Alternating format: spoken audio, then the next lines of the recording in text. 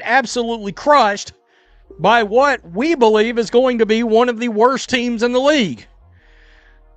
But I got to tell you, when it was starters versus starters, it didn't turn out so well. It did not turn out so well. And many fans today are screaming from the top of the mountain what they've been saying since the draft. We got absolutely destroyed. Something felt off before the Fever even stepped onto the floor against Dallas.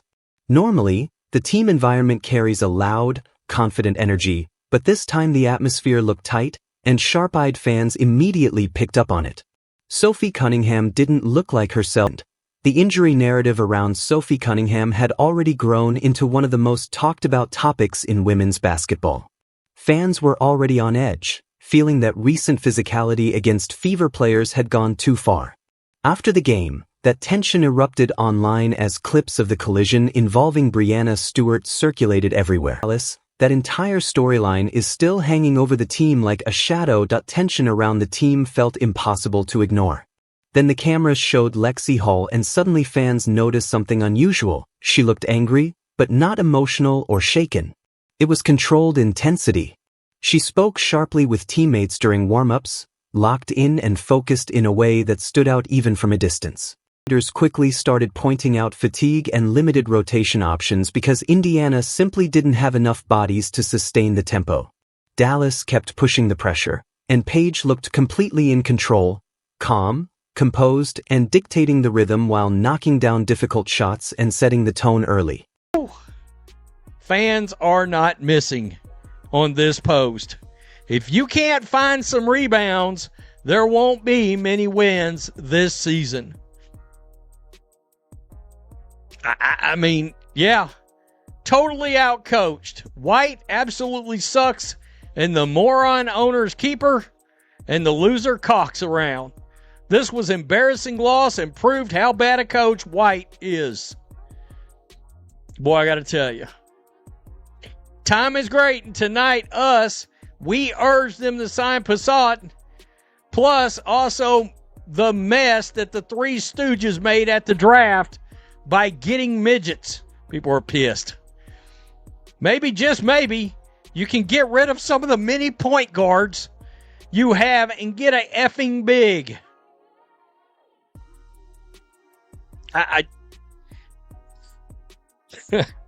I mean, wow. You watched the game last night and you're like, the Wings have towers out there.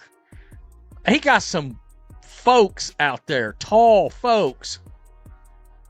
Again, it's preseason, but that first half was an indictment.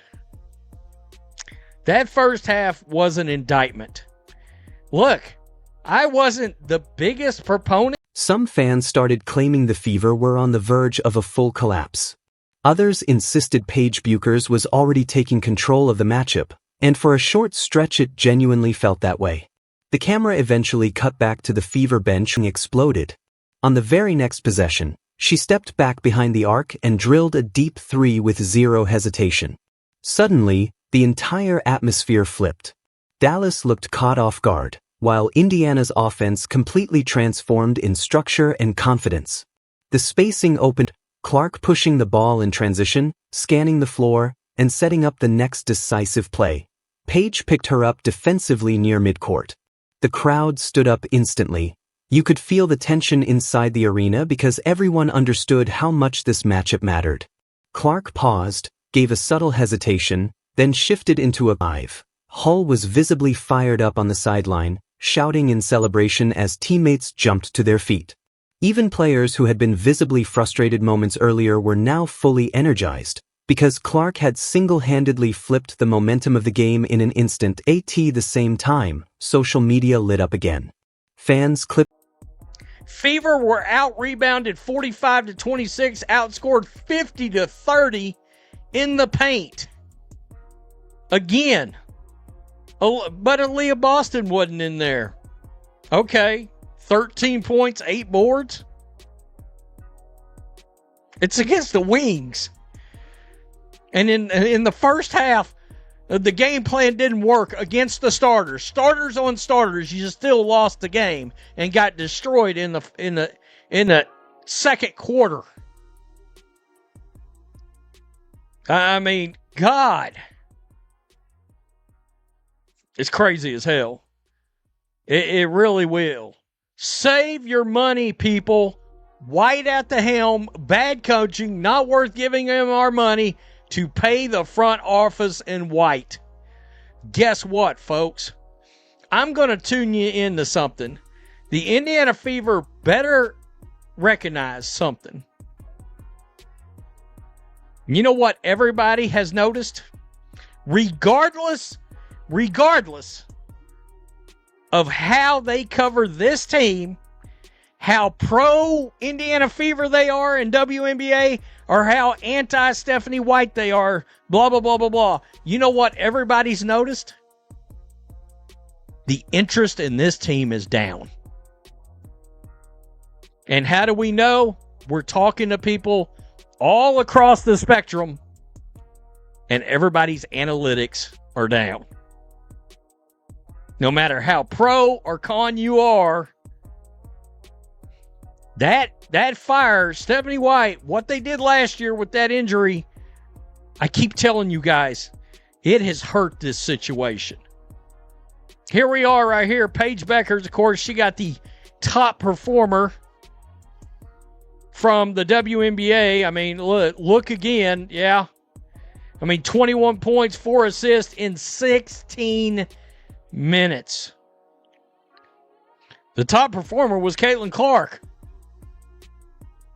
No one literally guarded her like they did Cece. They were picking up Cece down court. Clark fully took control of the game from that point forward. Another assist, another fast break finish, and another precision pass threaded between defenders with absolute timing. Dallas kept experimenting with different defensive schemes, but nothing held up. Clark was already reading every adjustment before it developed, staying one step ahead of every. Dallas had completely lost its early control of the game. Paige continued competing at a high level, but every Fever possession now ran through Clark, and the crowd responded louder each time because it was clear they were witnessing something special unfolding in real time. Commentators couldn't stop talking about her influence, not just her scoring or assists, shift in momentum. Revenge for the criticism, for the injury concerns, and for the constant doubts about the Fever roster, especially the belief that Indiana would fall apart without Sophie fully healthy. Then came the final decisive moment.